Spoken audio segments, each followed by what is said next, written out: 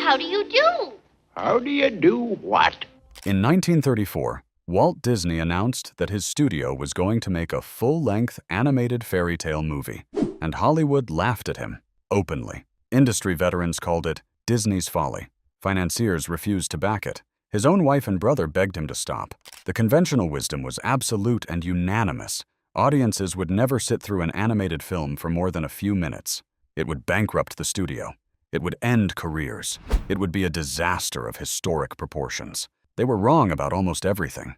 Snow White and the Seven Dwarfs, released on December 21, 1937, didn't just succeed. It became the highest-grossing sound film in history up to that point. It won an honorary Academy Award. It launched an empire. And it did all of that while being made by a studio that was essentially improvising an entirely new art form from scratch, with no roadmap, no precedent, and a budget that kept exploding past anything anyone had planned for. But here's what most people don't know. Behind that beautiful film is a story of obsession, near bankruptcy, and creative decisions so bold they should not have worked, and yet produced something still being watched nearly 90 years later. Today we're counting down 12 facts about Snow White and the Seven Dwarfs that most people, even lifelong Disney fans, never knew growing up. Some of these will genuinely change how you watch the film. One of them might change how you think about what it means to bet everything on something you believe in. Let's get into it. 12. The budget exploded to nearly 5 times its original estimate. When Walt Disney first proposed Snow White to his studio in 1934, the projected budget was around $250,000.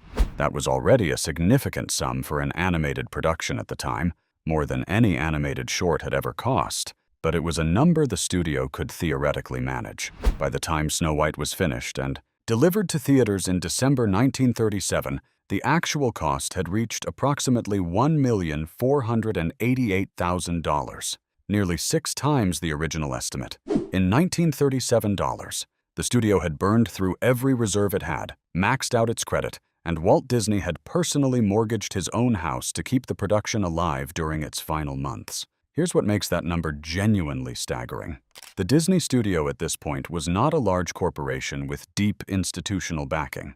It was a relatively small operation that had built its reputation entirely on short animated films, Mickey Mouse cartoons, silly symphonies, 7-minute pieces that played before the main feature in movie theaters. The jump from that business model to a feature-length film was not just an artistic leap, it was a financial cliff edge. The overruns happened for reasons that were both predictable and completely unprecedented. Animators kept discovering that techniques which worked perfectly in short-form animation fell apart when sustained across 83 minutes. Scenes had to be redrawn. Entire sequences were scrapped and rebuilt. The multiplane camera, a proprietary piece of technology Disney's team invented specifically for the film, cost a fortune to build and operate. And Walt, characteristically, kept pushing for more detail, more nuance, more life in every frame, long after the accountants had stopped sleeping through the night. When the film premiered and the audience gave it a standing ovation, and when the box office returns started coming in, and when it became clear that Snow White was not a disaster but a triumph, Walt Disney reportedly did not say, "I told you so." He just started planning the next one. That is the particular confidence of someone who never really doubted the outcome, even when everything around him suggested he probably should have. 11. The voice of Snow White was a teenage girl, nobody. There's no use in grumbling when raindrops come tumbling. Had heard of when the Disney studio began searching for the voice of Snow White. They auditioned hundreds of singers and actresses. The character required a very specific quality, a voice that was pure and girlish without being irritating, warm without being saccharine, capable of conveying genuine emotion while also hitting operatic notes that would hold up against a full orchestral accompaniment. They found what they were looking for in an 18-year-old singer from Los Angeles named Adriana Caselotti. She had no professional credits to speak of. She had grown up in a musical family. Her father was a vocal coach, her uncle a well-known opera singer, and she had absorbed a great deal of technique without ever having a platform to demonstrate it. She auditioned almost by accident, reportedly after her father overheard a Disney casting call and quietly submitted her name. The studio hired her immediately. But here's where the story takes a turn that is genuinely difficult to justify by modern standards. As part of her contract, Adriana Caselotti was essentially prohibited from working anywhere else in entertainment for the duration of her career. Disney's reasoning, as it was explained at the time, was that Snow White's voice needed to remain exclusively associated with Snow White. If audiences heard that voice in another film or on the radio, the magic would be broken. She was paid a flat fee of $970 for her entire contribution to the film. No royalties, no residuals, no back-end participation of any kind in a film that would go on to generate hundreds of millions of dollars over the following decades. Caselotti reportedly bore relatively little public bitterness about the arrangement, at least in her later years, saying that she understood the era she worked in and took genuine pride in what the film became. She lived to the age of 80 and was eventually named a Disney legend in 1994, but the contractual restrictions that kept her largely invisible for decades after one of the most iconic vocal performances in film history remain one of the more uncomfortable footnotes in the Snow White story. Her voice is arguably one of the most recognized in animation history, and almost nobody knew her name for the better part of 60 years. 10. Walt Disney acted out every single character for his animators. Here is something that fundamentally changes how you watch Snow White.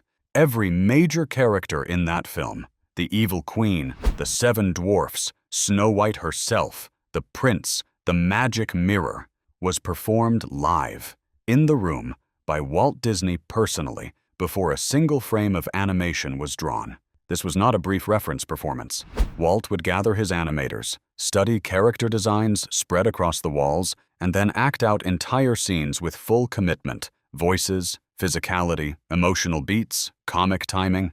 He wanted his team to see the characters as living things before they attempted to render them.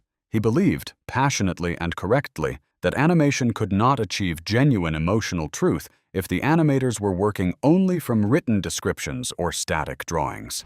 The 9 old men, the core group of Disney animators who would become legends in their own right, have described these sessions in interviews as simultaneously inspiring and slightly unnerving.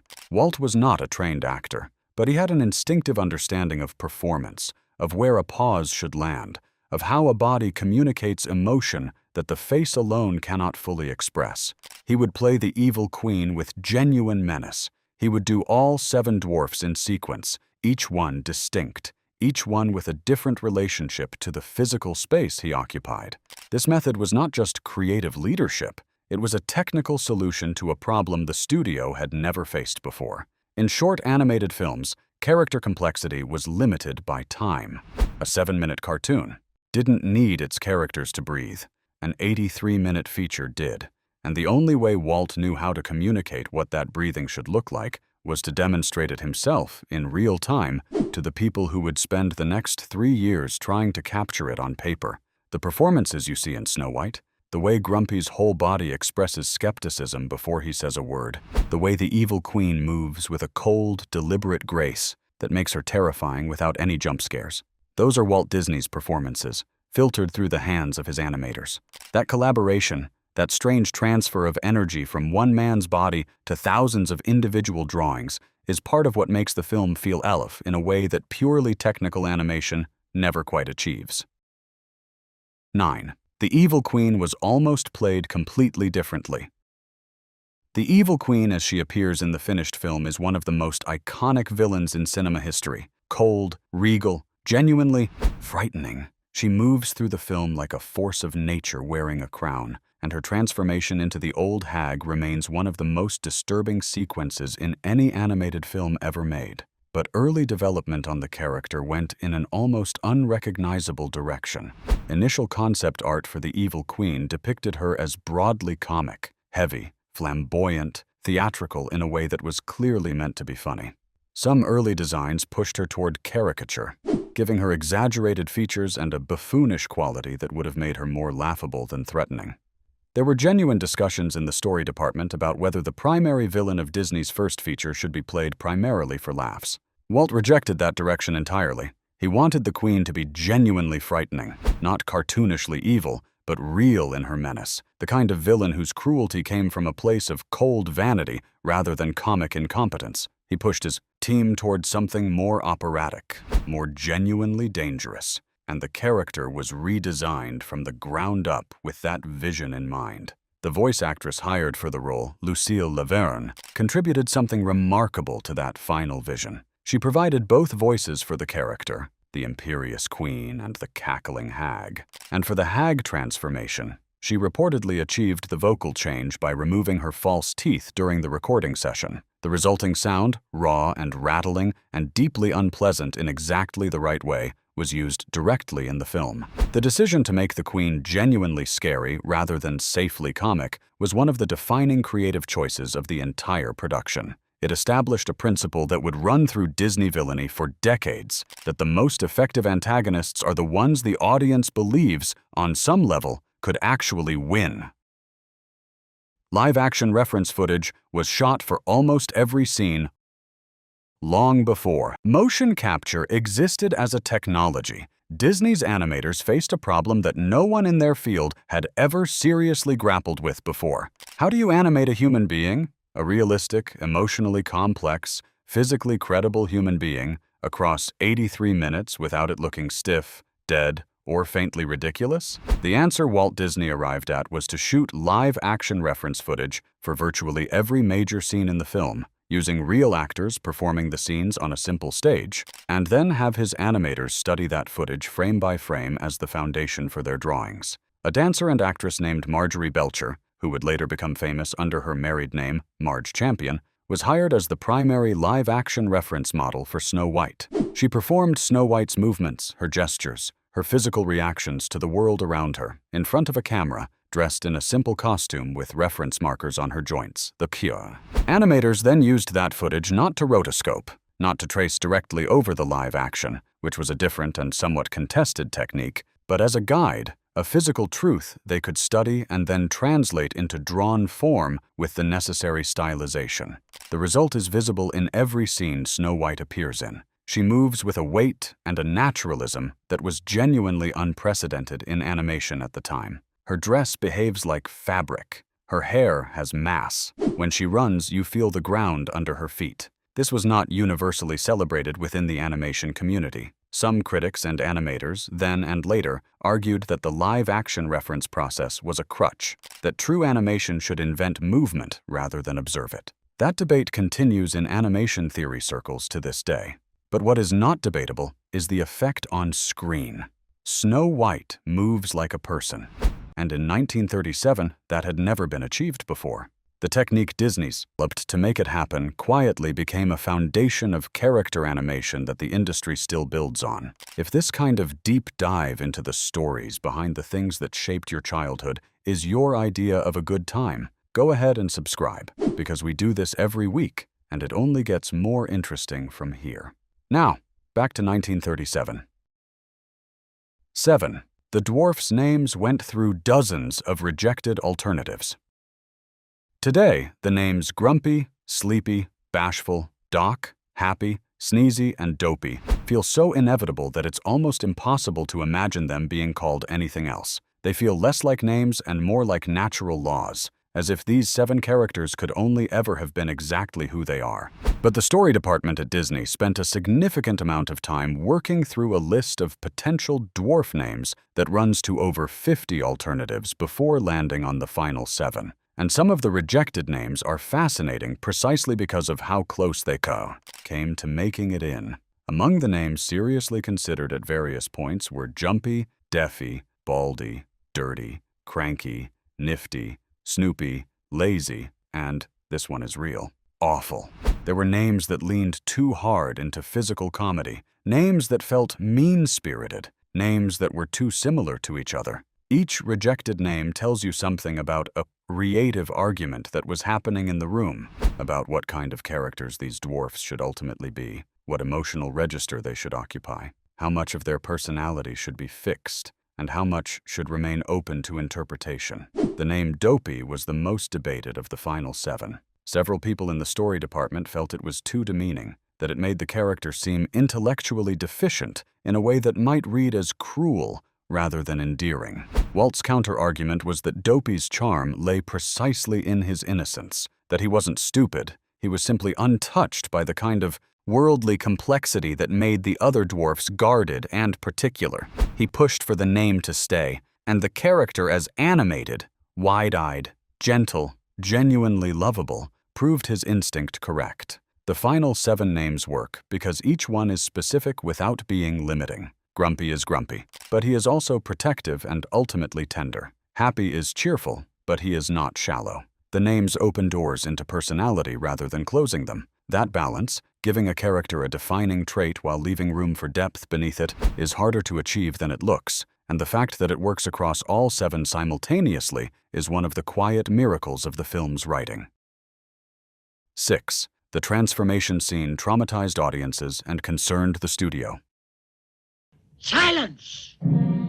You know the penalty if you fail. The sequence in which the evil queen drinks her potion and transforms into the old hag is, by any reasonable measure, one of the most disturbing pieces of animation ever produced by a major studio. Bubbling potions, a kyo face contorting in agony, hands gnarling and twisting, eyes yellowing in their sockets. It is genuinely unsettling in a way that does not soften with age or familiarity. When the sequence was screened for studio executives and preview audiences ahead of the film's release, the reaction was not entirely positive. There were serious concerns that the transformation was simply too frightening, that it would traumatize children, drive families out of theaters, and generate the kind of controversy that could damage the film commercially. Some within the studio pushed for the sequence to be toned down or shortened. Walt refused. His position was that the film required the Queen's transformation to be genuinely frightening because the stakes of Snow White's situation needed to feel genuinely dangerous. If the villain was frightening only in a safely theatrical way, if the audience could always sense the hand of the animator keeping things controlled and comfortable, then the emotional engine of the story would collapse. Snow White's peril had to feel real, and for it to feel real, the threat had to be real. The sequence stayed. And the reaction it generated in theaters was, by contemporary accounts, extraordinary. Adults reportedly gasped. Children buried their faces. There are documented accounts of audience members leaving the theater temporarily during the transformation and the film's climax. Some parents complained, some praised the studio for taking the material seriously. What Walt understood, and what has been validated by every generation of viewers since, is that children are not served by being protected from darkness in storytelling. They are served by darkness that is honest, contained within a narrative that ultimately affirms something true about the world. The evil queen's transformation is terrifying. It is also, in its own strange way, precisely what the film needed to be, the thing it became. The multiplane camera was invented, specifically for this film. One of the most visually distinctive qualities of Snow White, the sense of genuine depth in its backgrounds, the way foreground elements move at different speeds from the middle distance and the far background, the feeling that you are looking through a window into a real three-dimensional world rather than at a flat painted surface, was made possible by a piece of technology that did not exist before this film needed it. The multiplane camera was developed by Disney engineer William Garrity and his team in the mid-1930s specifically to solve a problem the Snow White production had identified early on. Traditional animation at the time was essentially flat.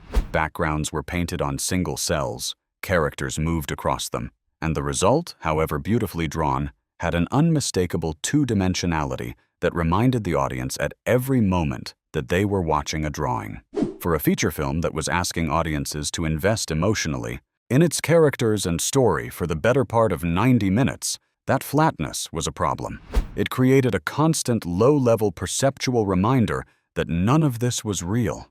And Walt wanted real, or at least he wanted the feeling of real, the depth and dimensionality of a world that existed beyond the edges of the frame. The multiplane camera stacked multiple layers of artwork on a vertical rig, with each layer at a different distance from the camera lens. When the camera moved, each layer moved at a slightly different rate, creating genuine parallax, the same optical effect that makes the world appear three-dimensional to human eyes when we move through it.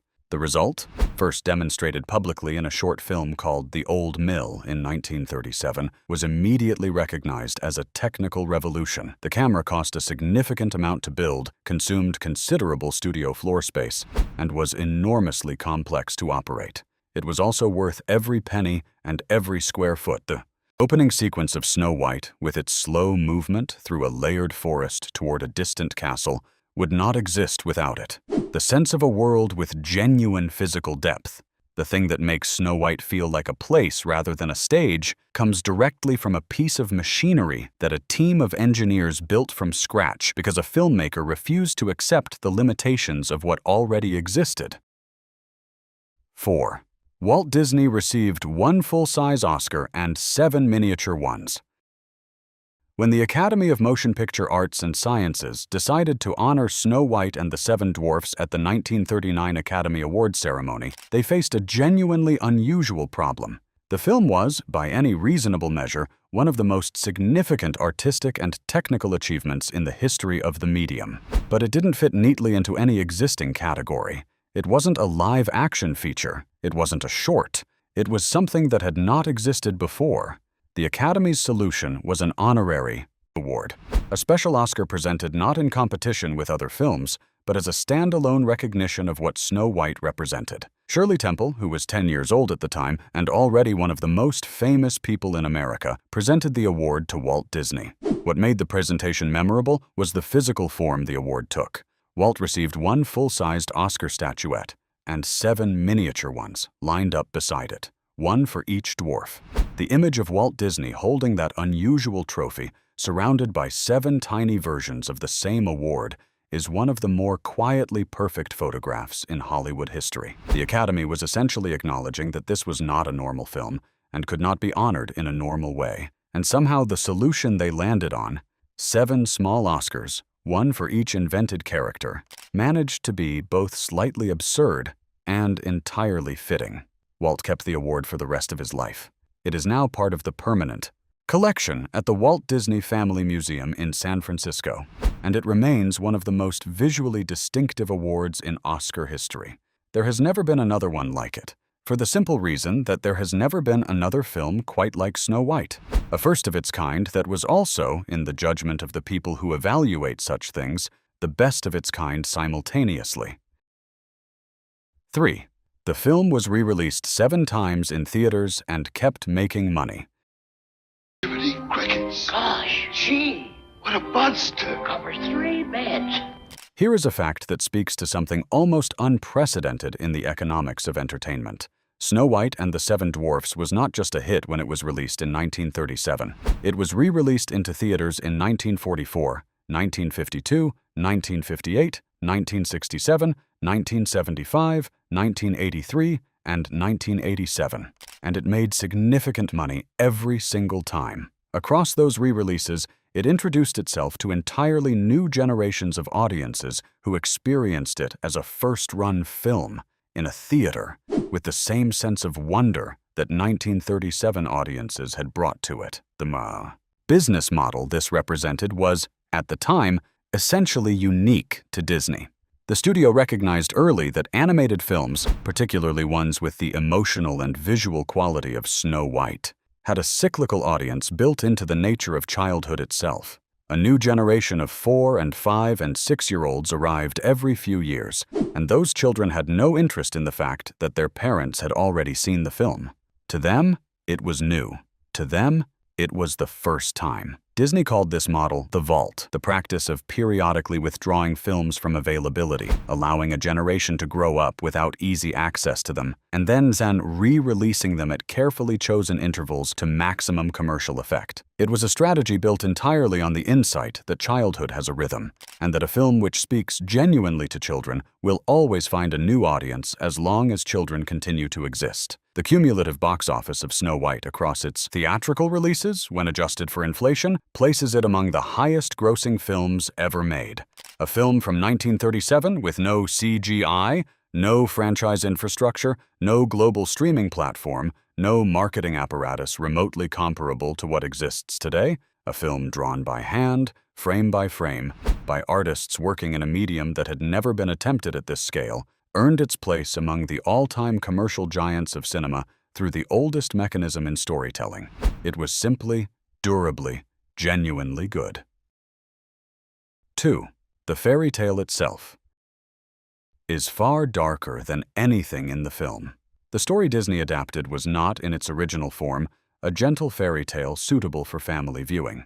The Brothers Grimm published their version of Snow White in 1812, and while the broad outline is recognizable, a vain queen, a poisoned apple, a glass coffin, a prince, the specific details are considerably more disturbing than anything that made it into the 1937 film. In the Grimm version, the evil queen is not Snow White's stepmother at first. She is her biological mother. That detail was changed in later editions of the Grimm collection, reportedly because readers found a mother's murderous jealousy toward her own daughter too psychologically uncomfortable, which is, if you think about it, rather the point. The queen's punishment at the end of the Grimm tale is not a fall from a cliff. She is forced to dance at Snow White's wedding in a pair of red-hot iron shoes until she dies. The dwarfs, in the original, find Snow White on the floor and assume she is dead, but one of them notices she is still breathing because her lips are red. The poisoned apple is dislodged not by a kiss, but by the jostling of her coffin as the prince's servants carry it away. And the queen attempts to kill Snow White not once but 3 times before the apple. First with a lace bodice she laces so tightly that Snow White suffocates, then with a poisoned comb, and finally with the apple. Disney took this material, genuinely dark, genuinely strange, rooted in the kind of archaic European folk anxiety about female vanity and feminine power that makes modern readers deeply uneasy, and transformed it into something that retained the emotional truth while stripping away the cruelty that served no narrative purpose. The result is a film that feels safe for children without being dishonest about the darkness at the center of the story. That balance, sanitizing without sterilizing, softening without lying, is one of the more difficult things to achieve in adaptation, and Snow White achieves it with a grace that is easy to take for granted. 1. Snow White didn't just start Disney. You douse and sauce, rub and scrub, you sputter and splash all over the tub. It made modern storytelling possible. Everything on this list, the budget overruns, the voice casting, the technological invention, the Oscar with 7 miniatures, the re-releases, the source material, all of it points toward the same central truth, and it is bigger than most. People stop to consider. Before Snow White and the Seven Dwarfs, the dominant assumption in global entertainment was that animation was a novelty, a supporting act, something you watched for 7 minutes before the real film started. The idea that a drawn image could carry full human emotion across a feature-length narrative, that a fictional dwarf named Grumpy could make an adult cry, that a cartoon villain could make a grown man's stomach tighten with genuine unease, that idea did not exist as a proven fact. It was Walt Disney's private conviction, and almost everyone in his industry thought it was delusional. Snow White proved it, and in proving it, it didn't just launch the Disney empire or create the feature animation genre. It fundamentally expanded what storytelling was understood to be capable of. Think about what follows directly from that film's success. Every Pixar movie you have ever loved, every Studio Ghibli film that made you feel something you couldn't quite name, every animated sequence that made you forget, for a few minutes, that you were watching drawings. The entire tradition of using animation as a vehicle for genuine human emotion, loss, love, courage, grief, the specific tenderness of a child's relationship with a parent, that tradition begins in a single film made by a small studio that mortgaged everything on an idea nobody else believed in. Walt Disney was 41 years old when Snow White premiered. He had spent 3 years of his life and every dollar his studio had on a bet that animation could be art. When the lights came up in the Carthay Circle Theater on December 21, 1937, and the audience rose to its feet, he had his answer. And so did the rest of the world. What Snow White ultimately represents, beyond the songs, beyond the dwarfs, beyond the poisoned apple, is a proof of concept for creative courage. The proof that a conviction held against universal skepticism, pursued with complete commitment and technical rigor, can produce something that outlasts every voice that told you to stop. That is not a small thing to learn from a fairy tale. And it is worth remembering every time you watch something beautiful and think, someone, somewhere, had to believe in this before anyone else did. Snow White and the Seven Dwarfs turns 88 years old in 2025, and it is still being watched, still being studied in film schools, still making children sit quietly in front of a screen with wide eyes, and adults feel something unexpectedly genuine about a story they thought they already knew. That durability is not an accident. It is the direct result of a set of decisions made under pressure, with limited resources, against the advice of nearly everyone, by a group of artists who believed that the medium they were working in deserved to be taken seriously. The next time you watch it, and if you haven't watched it as an adult, you really should, notice the depth in those forest backgrounds. Notice the weight in Snow White's movement. Notice the moment Grumpy's expression shifts, almost invisibly, from hostility to something that is almost tenderness. Those details are in there because someone fought to put them there, because someone believed that the audience deserved the best version of the thing rather than the easiest. That is what the film is really about, underneath the fairy tale. The belief that effort, applied with love and precision, produces something worth keeping. Nearly 90 years later, the argument holds.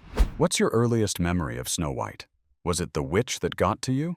Or was it something else entirely? Drop it in the comments. We read every one.